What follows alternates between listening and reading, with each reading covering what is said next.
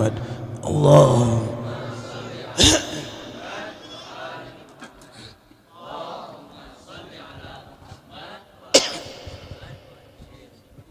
بسم الله الرحمن الرحيم.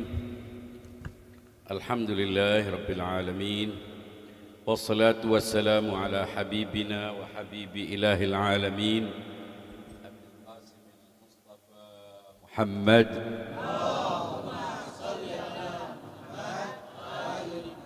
وعلى آله الطيبين الطاهرين وأصحابه المخلصين الميامين.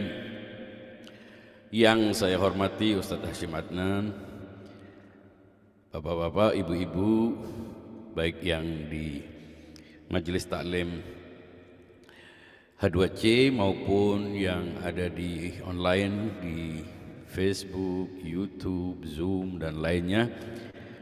Assalamualaikum warahmatullahi wabarakatuh.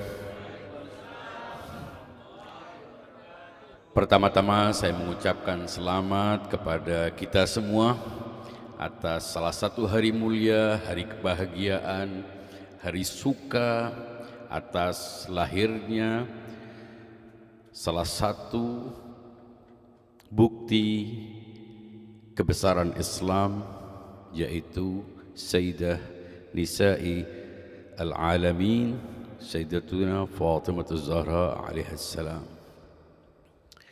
Kita patut bersyukur kehadirat Allah Subhanahu wa taala atas banyak karunia, dan salah satu karunia yang mungkin tidak dianggap karunia oleh kebanyakan orang adalah kesadaran untuk terus mendekatkan diri kepada Allah Subhanahu wa taala melalui manifestasinya. Dan sebagaimana kita ketahui, manifestasi yang paling lengkap dari Allah Subhanahu wa taala adalah Rasulullah sallallahu alaihi wasallam, yang karena itu kita bisa berhubungan dengan Allah, yang karena itu akses kepada Allah terbuka, yang karena itu koneksi kita dengan Allah selalu terjaga. Itulah hablullah al-mamdud. Jadi kalau kita disuruh wa'tasimu bihablillahi jami'an wa la tafarraqu, artinya kita diperintahkan untuk berpegang teguh dengan tali yang terjuntai hingga kepada Allah Subhanahu wa taala. Memang diaplikasikan dalam bentuk anjuran untuk bersatu. Tapi kita semuanya kalau tidak terhubung kepada Allah Subhanahu wa taala, maka kita tidak akan ada. Disitulah kita memahami posisi kita dengan Allah Subhanahu wa taala, yang kalau bukan karena Rasulullah, bukan karena posisi Ahlul Bait yang merupakan manifestasi dari Rasulullah, kita semuanya berada dalam kegelapan, dalam ketiadaan, dalam kehancuran dan kebinasaan. Karena itu kita patut bersyukur kehadirat Allah Subhanahu wa taala.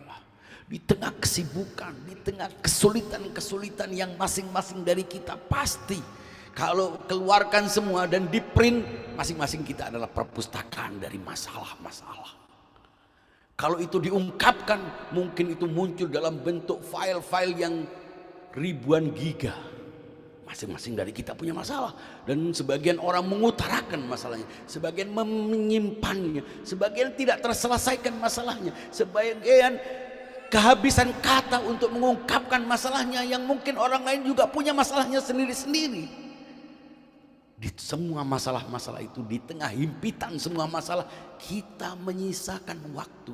Kita mau bergembira, kita mau bersuka, bukan karena harta, bukan karena kemewahan, bukan karena kenyamanan, bukan karena kelebihan yang seringkali dipamerkan oleh orang-orang yang memang tidak punya kebahagiaan selain harta. Kita punya kekayaan, kita punya aset, kita punya harta yang tak bisa dikuantifikasi, tidak bisa dihitung, tidak bisa diangkakan. Mengapa?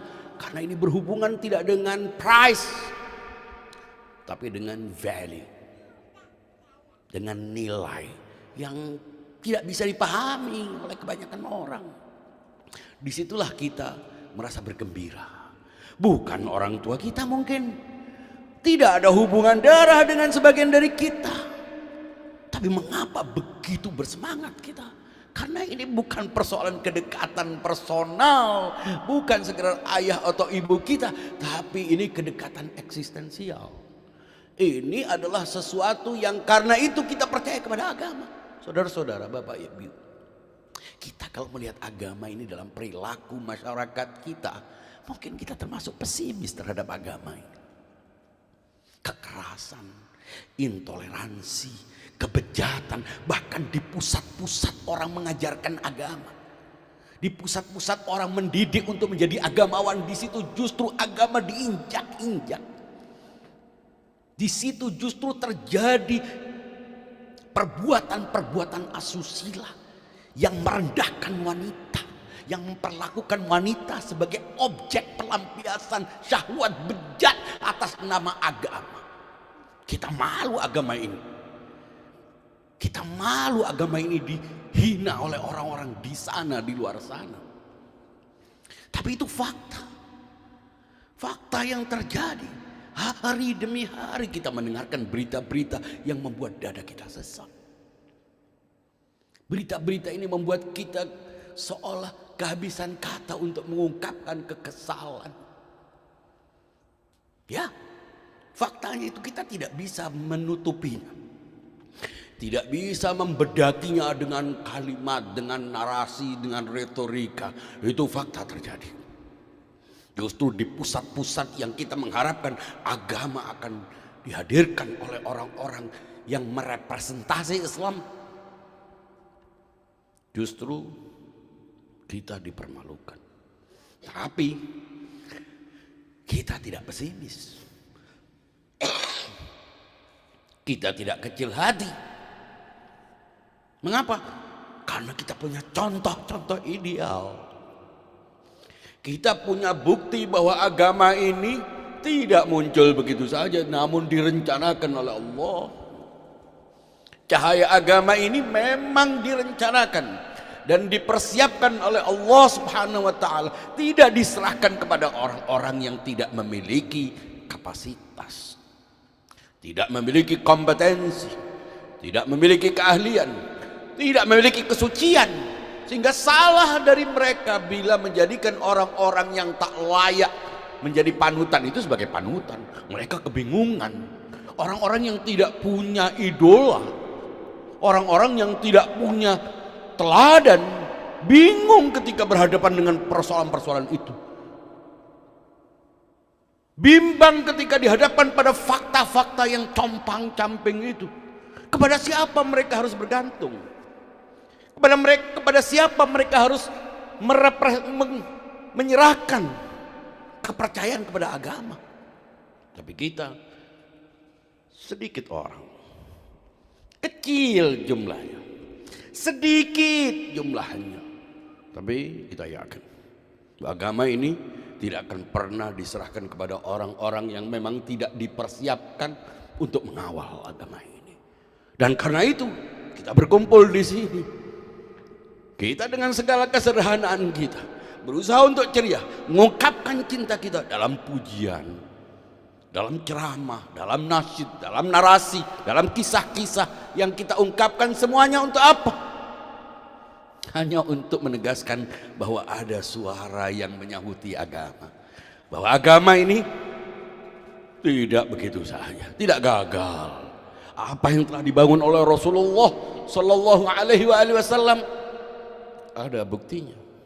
Kemarin kita memperingati Syahid Qasim Sulaimani, ya, bukan manusia suci. Jadi kadang-kadang kita memperingati yang memang contoh dan memperingati yang mencontoh. Bahwa ada agama ini, ada contoh dan juga ada yang mencontohnya. Jadi sesuatu yang tidak utopis, faktual, nyata, applicable, bisa diterapkan. Dan ada orang-orang yang telah keluar dari arena pemburuan harta. Ada orang-orang yang keluar dari antrian untuk mencari kepuasan-kepuasan duniawi, rela untuk memberikan dirinya, nyawanya, kebebasannya, kehormatannya, apapun demi sesuatu yang lebih besar dari itu.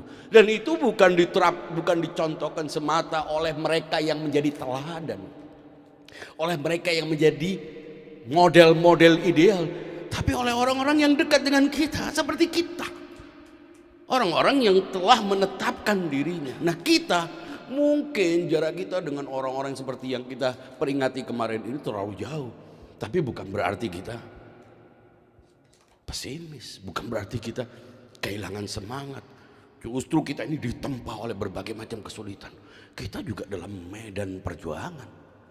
Syahid Qasim Sulaimani dalam perjuangan yang besar, tapi ia berada dalam lingkungan yang mungkin mendukungnya. Kita, Anda sendiri-sendiri di lingkungan Anda, dengan ciri khas Anda, dengan keyakinan Anda yang tidak sama dengan orang lain. Orang mungkin mementingkan mata kepada Anda, orang mungkin menunjukkan wajah tidak senang kepada Anda, orang mungkin mengucilkan Anda dalam pergaulan di kampung. Itu derita-deritanya sendiri. Ada kisah-kisah dukanya, ada eleginya, ada sakitnya, ada lukanya. Tapi kita tetap bisa ceria. Saat duka kita berduka, kita menangis, seolah itu kehilangan sesuatu yang sangat besar. Kita ungkapkan rasa kehilangan kita. Tapi ketika bersuka, kita bersuka seolah-olah ini adalah pesta yang benar-benar berhubungan dengan diri kita, seolah kita mendapatkan sesuatu yang besar. Ini karunia ini. Loh, Anda siapa? Anda lahir di mana? Anda di sini, jauh dari sana. Anda di tahun ini, jauh dari tahun sana. Apa hubungannya dengan Anda? Ini hubungan eksistensial, tidak ada kamusnya ini. Love, cinta. Cinta yang bukan sembarang cinta. Cinta itu ada dua. Cinta ecek-ecek. Cinta ada dua macam. Ada cinta vertikal, cinta yang transenden, cinta yang melangit. Ada cinta yang horizontal. Cinta yang hakiki adalah cinta yang vertikal, yaitu cinta yang menunjukkan makna menyempurna. Pada dasarnya setiap manusia, setiap makhluk itu punya cinta. Cinta secara eksistensial adalah gerak untuk menyempurna, movement to perfect. Ini yang digambarkan sebagai al-harakah al-jauhariyah, bahasa filsafatnya. Kita tidak sedang belajar filsafat, tapi setiap orang tergerak untuk menyempurnakan diri. Saat dia haus, dia minum. Saat dia lapar, dia makan. Itu semuanya adalah proses menuju sempurna, dan itu ada pada setiap makhluk, mulai dari tumbuhan sampai kita semuanya. Kita melakukan itu. Nah, cinta adalah gerak untuk menyempurna. Ketika gerak untuk menyempurna, dia harus terhubung kepada yang sempurna. Untuk menyempurna ada dua. Ada yang telah sempurna, ada yang menyempurna. Yang sempurna pun ada dua. Ada yang sempurna dari dirinya, ada yang disempurnakan. Nah, kita adalah yang berproses menuju sempurna. Dengan apa? Kesempurnaan bermacam-macam. Ada kesempurnaan sensual. Orang terpuaskan melihat video-video ngaco-ngaco. Followernya banyak. Ngomong ngawur. Viewernya banyak. Bahkan kita menghabiskan kuota kita untuk itu. Untuk apa? Untuk memuaskan sensasi. Makin heboh, makin ngawur, makin banyak pengikutnya. Dunia jungkir balik. Makin ilmiah, makin dijauhi.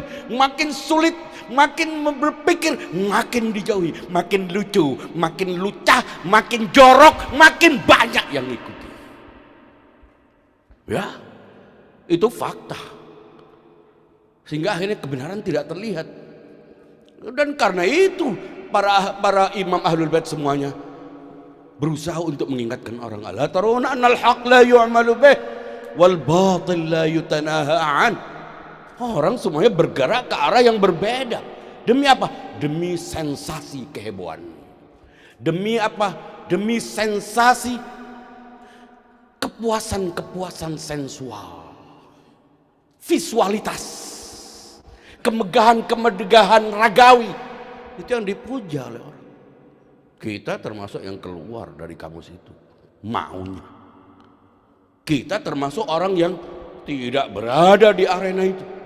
Kita tidak jingkrak-jingkrak dengan kepalsuan. Kita kumpul di sini bukan untuk bersenang-senang dengan sesuatu yang sifatnya duniawi. Tidak ada door prize, tidak ada artis teriak-teriak. Kita keluar dari itu. Mengapa? Ada kesadaran jauh. Kita punya cinta. Cinta apa? Cinta vertikal yang hanya punya makna kepatuhan. Cinta vertikal hanya punya makna kepatuhan. Dan karena itu kita patuh kepadanya. Patuh kepada Allah. Dan karena itu Allah Subhanahu wa ta'ala menurunkan cintanya kepada yang dicintainya. Dan begitulah seterusnya. Kita berada dalam mata rantai cinta. Kepada Fatimah Zahra. Ya Allah, Fatimah itu seorang perempuan. Wah, mencintai perempuan. Anda boleh mencintai perempuan selain istri Anda? Boleh. Fatimah Zahra, mengapa? Cinta vertikal. Cinta yang sakral. Cinta yang punya makna kepatuhan. Dan Allah Subhanahu wa ta'ala melalui Fatimah Zahra, melalui Ali bin Abi Thalib, Rasulullah sallallahu alaihi wasallam menampilkan dirinya dengan dua dimensinya, jalalun wa jamal. Kesempurnaan yang diwakili oleh dua entitas sempurna. Makanya saya katakan perempuan tidak perlu nabi, tidak perlu imam. Mengapa? Ada wanita yang melahirkan imam-imam. Ada wanita yang karena itu segala sesuatu yang merupakan makna kesempurnaan ada padanya.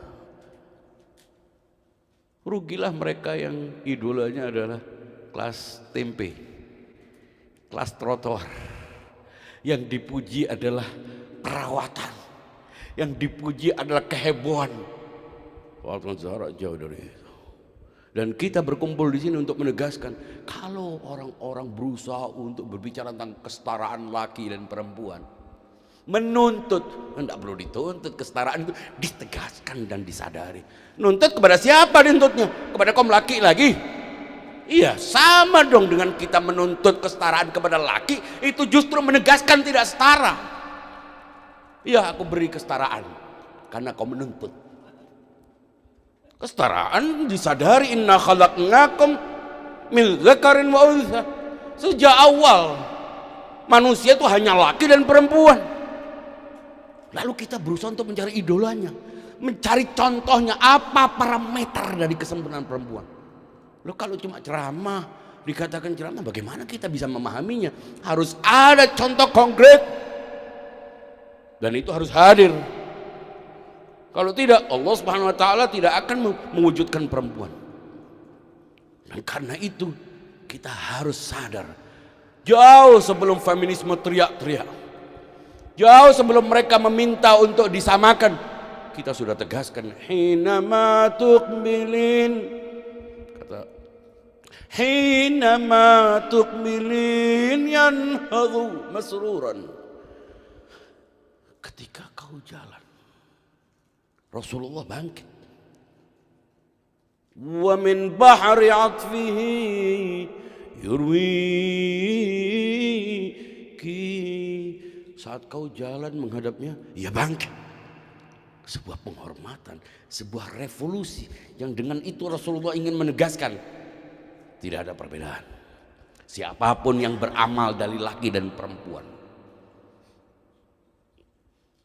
adalah peluang bagi setiap orang untuk mencapai prestasi tertinggi, mencapai garis terdepan. Mau suami, mau istri, mau anak, mau ibu, semuanya dilakukan. Dan kita semuanya di sini, ketika kita memuji, sadari pujian kita adalah ekspresi cinta kita. Dan cinta kita tidak punya makna yang lain selain kepatuhan. Kepatuhan dimunculkan dalam bentuk kehendak untuk menghidupkan nilai-nilainya, menerapkannya. Jauh terkait dengan suami atau istri. ada kalanya setiap orang, laki maupun perempuan, melihat dirinya sebagai dirinya dengan otonomi personalnya. Tidak selalu dia dikaitkan dengan pasangannya. Emangnya semua laki harus punya pasangan? Semua perempuan punya pasangan? Tidak. Jadi lihatlah dirimu as person. Karena nanti yang dihitung adalah individu. Yang dihitung adalah insan sebagai persona, sebagai individu, dan pertanggung jawabannya bersifat individual. Ia tidak terkait dengan yang lain. Dari situ kita memahami makna cinta. Cinta yang vertikal adalah kepatuhan. Dan kepatuhan ini kemudian didelegasikan kepada Rasulullah Sallallahu Alaihi Wasallam yang merupakan manifestasi. Dan kecintaan kita kepada Rasulullah melalui perantaranya, perantara Fatimah Zahra dan Ali bin Abi Thalib. Untuk apa? Agar kaum perempuan menemukan contohnya. Karena apa? Disitulah Rasulullah Sallallahu Alaihi Wasallam menjelaskan betapa perempuan sangat dihormati, sehingga siapapun yang mengganggunya, man adzaha faqad adzani, barang siapa yang mengganggunya, menyakitinya, berarti menyakiti aku. Loh, ini berlaku hanya yang hidup pada zaman Nabi atau enggak sih? Jadi ada yang tanya sebelum majelis, barang siapa menyakitinya berarti menyakiti aku. Oh, ini menyakiti bukan persoalan person. Fatimah Zahra bisa kita lihat sebagai individu sempurna, tapi yang lebih besar dari individunya adalah sistem nilai yang mewakili itu dan berlaku sepanjang masa, yang karena itu kita kumpul di sini. Itulah bedanya kita memahami Fatimah sebagai siapa sekaligus sebagai apa. Fatimah sebagai individu, Fatimah sebagai paradigma. Dia mewakili sebuah nilai yang sempurna, yang karena itu kita terkait dengannya. Kita sebagai individu ini apa? Tulang, darah, daging, usus, ya beberapa benda-benda yang tidak patut untuk disebutkan. Tapi di baliknya ada jiwa. Ya jiwa itu yang mentautkan kita dengan jiwanya. Karena satu jiwa kita. Disitulah kita memahami untuk berhubungan dengan Rasulullah melalui pintunya. Pintu Jalal dan pintu Jamal. Disitulah kita memahami bagaimana memahami Fatimisme. Fatimah kita pahami melalui narasi yang insya Allah nanti akan dibaca. Sejarahnya, bagaimana kelahirannya, apa yang dilakukan, apa prosesi yang unik sebelum kelahirannya. Ada 40 hari masa berhenti, masa sepi. Ada masa kelahiran Fatimah ketika ibunya berada dalam blokade, berada dalam masa pengucilan. Itu semua membentuk karakter. Itu semua menempa orang untuk menjadi tough, tangguh, siap untuk menghadapi berbagai macam resiko. Kelembutan tidak ditandai dengan oh ini sabar. Oh sabar saja. Perempuan kalau hanya sabar habis. Dia harus punya sabar, tapi dia harus punya ketangguhan. Fatimah Zahra menggambarkan itu. Lembut. Tapi dia juga menjadi demonstran. Dia menjadi seorang putri yang hormat kepada kedua orang tuanya, yang patuh. Dia contoh ideal bagi seorang putri, seorang anak perempuan, fase tertentu dari hidupnya. Dia juga menjadi seorang istri, dia juga menjadi seorang ibu. Itu semuanya harus digambarkan agar kita tidak salah. Sebab banyak orang melahirkan tapi bukan ibu, induk. Untuk disebut ibu adalah yang melahirkan. Apakah yang melahirkan? Tapi dalam doa kita, Rabbighfirli wa liwalidayya kama rabbayani. Seperti mendidik, seperti mereka mendidik. Melahirkan belum tentu mendidik. Kucing melahirkan, mendidik. Dan karena itu banyak perempuan tidak melahirkan tapi mendidik. Justru sukses sebagai ibu. Keibuan adalah fungsi, bukan status. Ketika seseorang menjadi seorang ibu, maka dia harus melakukan fungsinya, Pak, mendidik. Tapi kalau melahirkan induk, kucing, tikus dan sebagainya itu melahirkan. Bahkan tanpa bidan, tanpa dukun, tanpa dokter, lahirnya lucu-lucu. Ya. Kita kalau salah narik miring. Itu USG segala macam dengan bantuan, wah, ambulan heboh. Tapi yang kita maksudkan ketika kita memperingati seseorang itu sebagai ibu, bagaimana Fatimah Zahra sebagai seorang putri?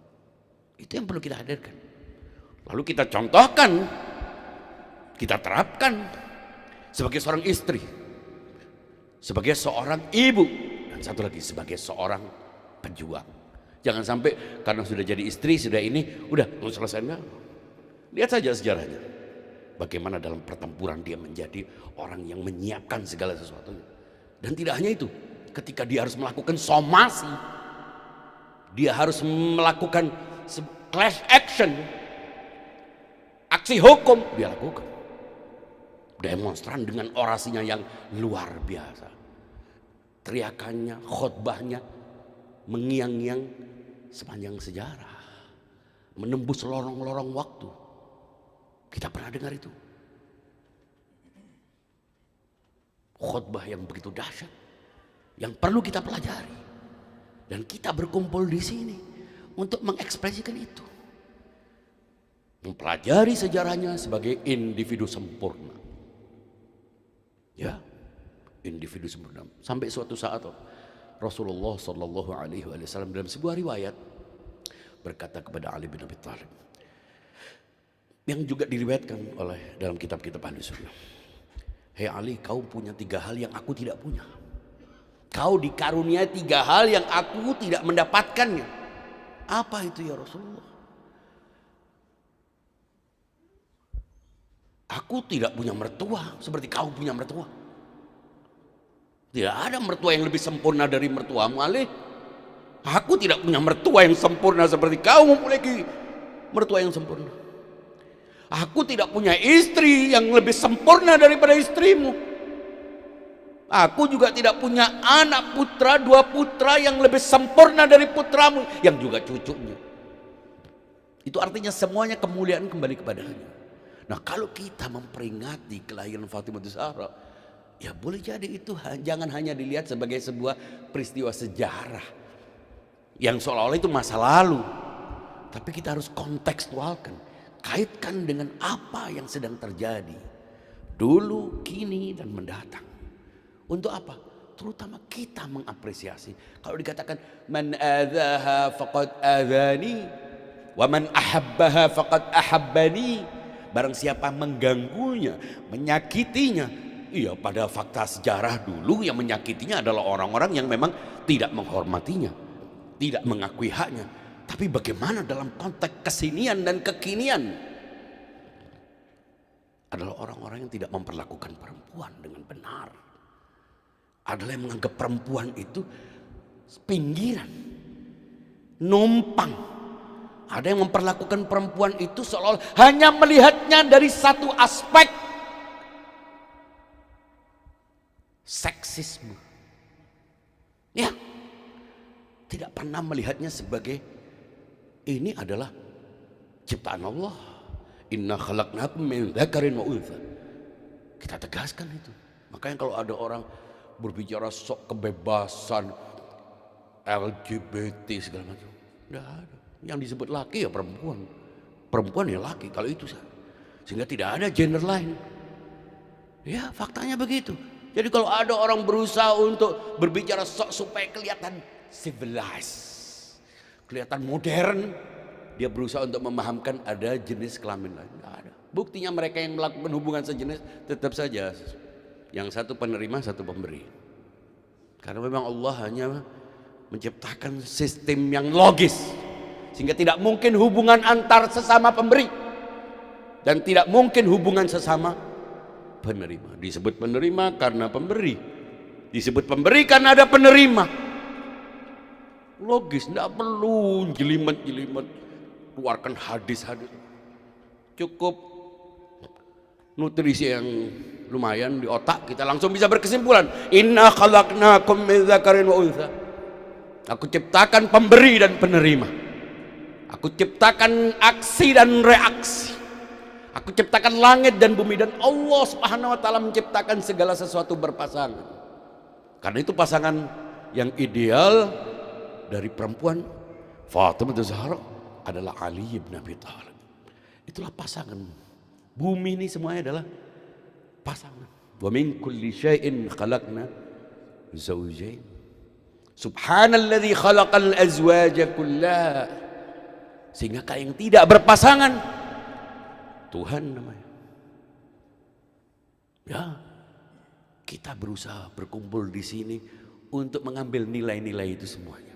Nilai-nilai kesempurnaan itu agar terwujud, sehingga orang yang mengaku pengikut Ahlul Bait harus menghormati perempuan, terutama menghormati orang yang hidup bersamanya, orang yang rela mengurangi kebebasannya bersamanya, orang yang rela melihat wajahnya setiap hari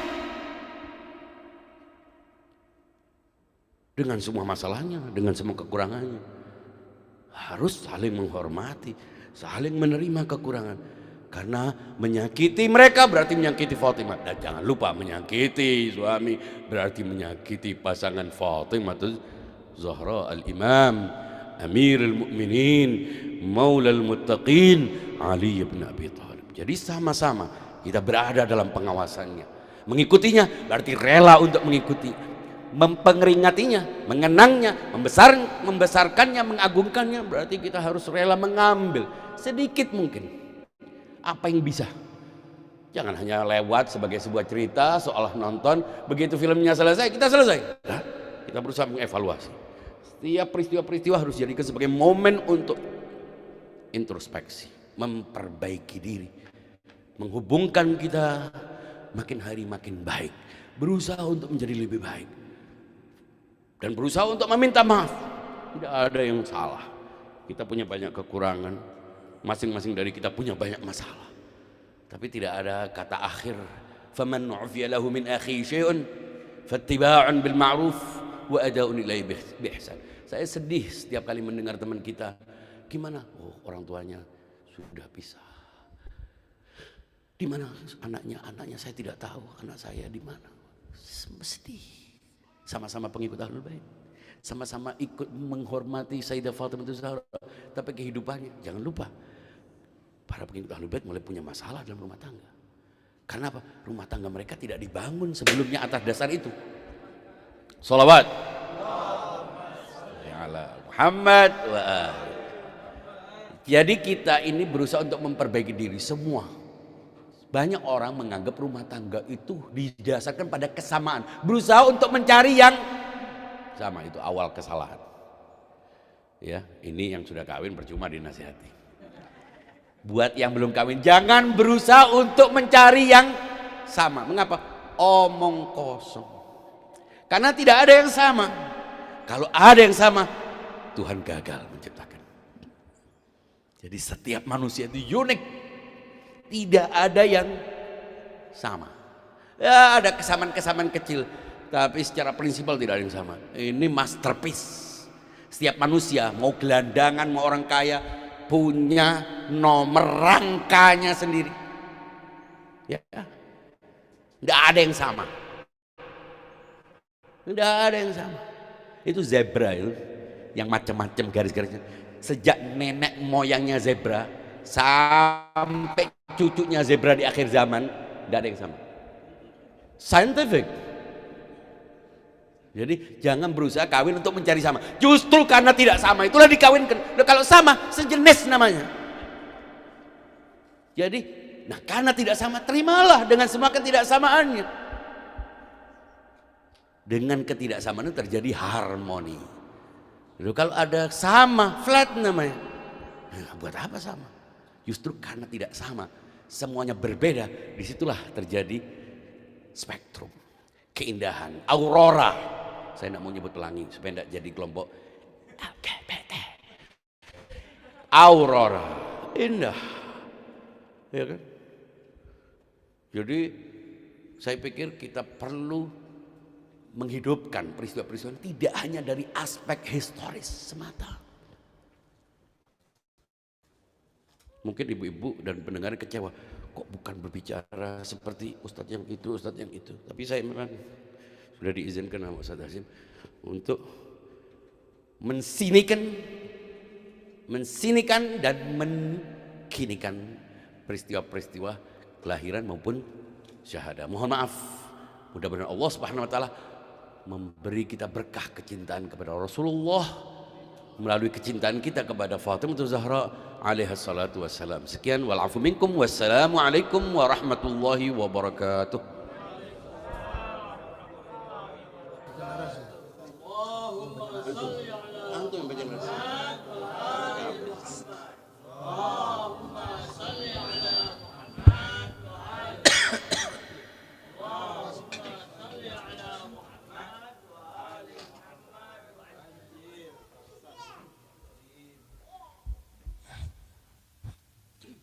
Terima kasih saya ucapkan kepada Al-Ustaz